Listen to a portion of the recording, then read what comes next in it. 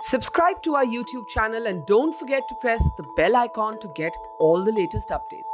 They say that Indian politics is filled with twists and turns, but perhaps no one could have predicted that people associated with the Shaheen Bagh protests would join the BJP.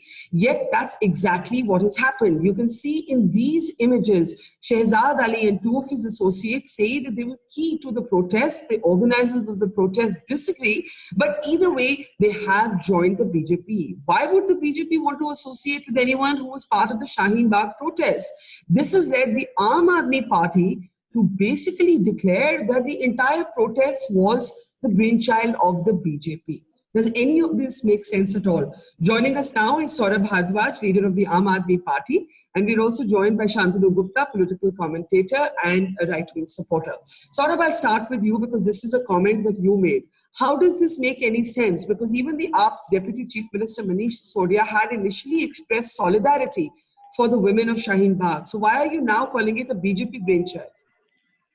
Barkha, while the protest was going on in the month of January and February, I have had many interviews, and I, as an official spokesperson of Aam Aadmi Party, always maintain that, this Shaheen Bagh protest is continuing because Delhi police wants it to continue. You have covered Delhi for years, and I have been, we have been in Delhi for years. We have done protests against the government, and we know that, if Delhi police wants to end a protest, they can do it in 3 hours. They will not let you do a protest spill over to day 2. They have all the capacity. They know how to use tear gas shells. They know how to use lathi charge and everything. And this was a kind of a protest which was not a permanent protest where people came in and they sat for 101 days, 3.5 months. Yeah. There was a relay protest. Like there was a group of ladies who will sit for a day.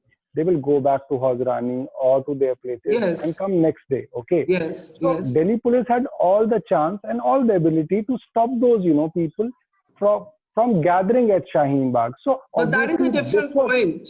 That is a different This is point number one. This is point number one, that central government wanted this protest to continue. That's why Delhi police wanted it to continue, or Delhi police facilitated this protest, number one. Number two, if you look at this protest, the only political party which gained from this protest was BJP. I think anybody in Delhi who was observing the politics could say that, BJP is using this protest and it is helping BJP. Even people who were protesting there, they knew that this is kind of helping. Now, obviously, I agree that there will be some good intention people, pro-democracy people who had been there and who were part of those protests to strengthen democracy, for the basic values of democracy. Okay. I am totally okay with that. But this was a protest, I think, which was somewhere down the line was hijacked by BJP, hijacked by stray elements who belonged to BJP. Okay. And that's how it continued. Okay, I have some questions on that, but I'll first ask a set of questions to Shantanu. Now, Shantanu, even the Prime Minister and the Home Minister commented on the Shaheen Bagh protests. That's how directly and squarely they were targeted by the BJP. How do you explain anyone associated, even marginally? Because, the organizers of the protest say that Shehzad Ali is a very marginal character in the protest. He used to stand at the back and attend them. Since then, as these pictures show, Shantanu, we have had photographic proof that Shehzad Ali, who, by the way, dropped out of this program 30 seconds before we started talking to both of you. So I don't know what he has to hide. But he said, "Mera network bahut kharab hai, to main hissa nahi le sakta." But the question is this: he has been associated with groups like the SDPI. He has been associated with groups like the Rashtriya Ulema Council, all of which have been targeted by the BJP. Why does the BJP want Mr. Shehzad Ali or anyone to do with the Shaheen Bagh protest in its fold? See, I think, Barkha, we debated during Shaheen Bagh and CA that the protest was a sham and how miscreated and misled it was, right? If some of people, and BJP outreached, BJP did a major outreach through its party machinery. If the pamphlets were prepared, video content was prepared, Mandal Adhyaksh to Booth Adhyaksh from all of the country, from Uttar Pradesh to Kerala, they were sent to tell people what is CA all about, what is NRC all about. And the machinery led by many people, Amanatullah from Aam Aadmi Party is one of them, who led it, I think let not that message spread, right? So I think finally, if out of that message, some people converted and they convinced. In Corona time, a lot of people got convinced a lot of things. A lot of my very liberal friends are calling me saying, "Arey, good, अच्छा Modi है, नहीं तो Corona में तो हालत खराब हो जाती." But you can like Mr. Modi without liking the citizenship legislation. I'm saying something else. You can be a BJP voter and still oppose the NRC. The BJP has in fact paused the NRC. It's not proceeding right now. I'm saying something else, Varga. I'm saying Corona time is giving life lessons to everyone. A lot of people are calling me saying, "Arey, aap yoga karte hain, tell me some tips. You do meditation, tell me some tips." People are tumbling vegetarian. So I'll not be surprised if some people in Corona time finally got a life lesson and say, "Okay, now we realize that our protection CA are totally sham. We don't associate people like Amanatullah. We don't." And this argument that BJP created, this is like a ridiculous argument. So BJP sent Shashi Tharoor there. BJP sent Manish Shankar Iyer there. BJP sent AIMM people there, Sharjeel Imam there. This is like a ridiculous argument, right? And you know why police waited and why it lasted for 101 days? Because the whole of the gang was looking for a photo. They were looking for a photo, a burqa-clad woman being pulled away by the Delhi police. Amit Shah did not give them the photo, and they finally the money got dried up, and Corona also came. They have to go away, right? That photo did not come.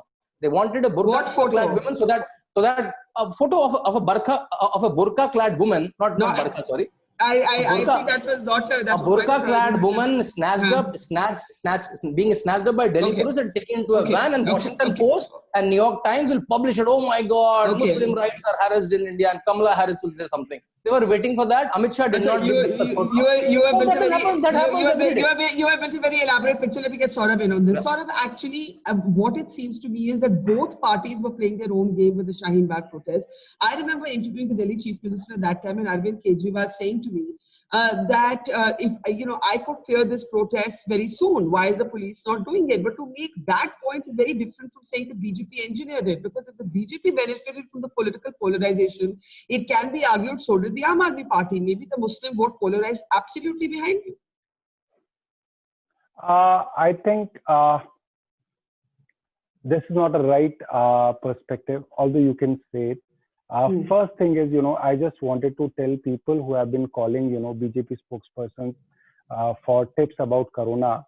They must know that all the advocates of Tali, Thali, Gali, Gaumutra, including, the top leaders of BJP, the two ministers of UP government, the Home Minister of India, Mr. Amit Shah, all are suffering from Corona. So, all these things didn't help. So it didn't help. So I think so that, they don't call you and disturb you. That's why I'm telling all the friends. Okay, we're diverting. We're diverting. Yes. And the second thing is that, people from BJP had been calling anybody who is associated with Shaheen Bagh Deshdrohi. They are the part of Tukre Tukre gang. They are the people who are sponsored by Pakistan and all kinds of things. They are the people who will come and rape your ladies, आपकी बेटी और बहनों का rape करेंगे. This is what was said by Pravesh Verma. So I don't believe that, those people had such a change of heart that now they are Deshbhakt and now they are, part of BJP. And they have been welcomed by none other than the Delhi Pradesh chief and Mr. Shyam Jaju. So I think they were already connected with BJP. And while BJP's what was the reason? According to you, what was the reason? According to you, Saurabh, what was the reason? I think as per the internal surveys of BJP, somewhere in December, BJP's vote share was 18% in Delhi. And it is at that time they knew that it is only polarization which can get them votes. And I think BJP's entire political strategy in Delhi elections was based on Shaheen Bagh only. They didn't talk about water, electricity, anything. They just spoke about Shaheen Bagh. Okay. So, Shantanu, the basic argument seems to be that the polarization or the polarization project was that of the BJP. Shaheen Bagh was part of it. That is why the Delhi police did not clear the protest, and the Delhi police clearly has the power to clear those protests. And perhaps that polarization, I would say, benefited both of your parties. See, I'll tell you. I mean, eventually the AAP, of course, won the election. So maybe it didn't benefit you as much. But Saurabh seems to be suggesting that was the thinking that you had. See, if polarization would have helped BJP, we have seen the result. And we have also seen, let's say, two candidates. Let's Amanatullah and Manish Sisodia. Manish Sisodia, who is considered almost the CM, the super CM, and he has most of the portfolios. He's revived, it seems, the education of Delhi, which I don't see. He won by 3,000-4,000 votes. And Amanatullah, who makes like nasty comments almost every week, if you read his tweets, and IA will want to probe his tweets, and he won by 70,000-80,000 votes, right? And then you can comment yourself that who benefited because of the polarization. So you just tell me, Shantanu, why are these 50 people who are associated with the protests that were considered anti-national, that even got the Prime Minister and the Home Minister to make a comment on them? They were clubbed with the Jamia University protests at that time. Why is the BJP interested in taking anti-nationals into its fold? The whole, if I talk about the whole Vichar Parivar, right, the whole Sangh Parivar, right? Their RSS also runs a major organization called Rashtriya Muslim Manch. And a lot of Muslim leaders, 10 lakh, official registration is 10 lakh. And they are doing outreach. They have a minority morcha in every state, every district. But you would do outreach with the Muslims who were part of the Shaheen Bagh protest. Everyone. Does that Amit Shah always said everyone is part of this country. Everyone is a citizen. Don't create this confusion. NRC is only to weed out the people who came from outside. Okay. Sorry. Some people got convinced is good. In fact, more people should get convinced. Okay, Saurabh, here's what I would say. I would say that the criticism of the BJP and the Aam Aadmi Party when it comes to the Shaheen Bagh protests can be a similar criticism. For those who believe that there was merit in those protests, one complaint that was made against the Aam Aadmi Party was that the Chief Minister did not indulge in a dialogue with the protesters. And the same feedback was given to the BJP. Do you see the BJP and the AAP having a similar approach to the Shaheen Bagh protesters? I think there is a clear demarcation between what Chief Minister could do and what the Prime Minister could do. This CA bill, which was passed in the Parliament, we voted against it. So we had done whatever we could have done. Aam Aadmi Party's MPs voted against CA. Okay. So the only action item which could have been executed was by the Prime Minister or by the central government. And the only dialogue which could have happened would have happened between them only. Obviously, when you talk about Manish Sisodia, you talk about Amanatullah Khan, you talk about a lot of leaders who are from left party. I am sure they are well-intentioned people who also joined this protest in the name of democracy. But behind the scenes, it was a strategy of BJP.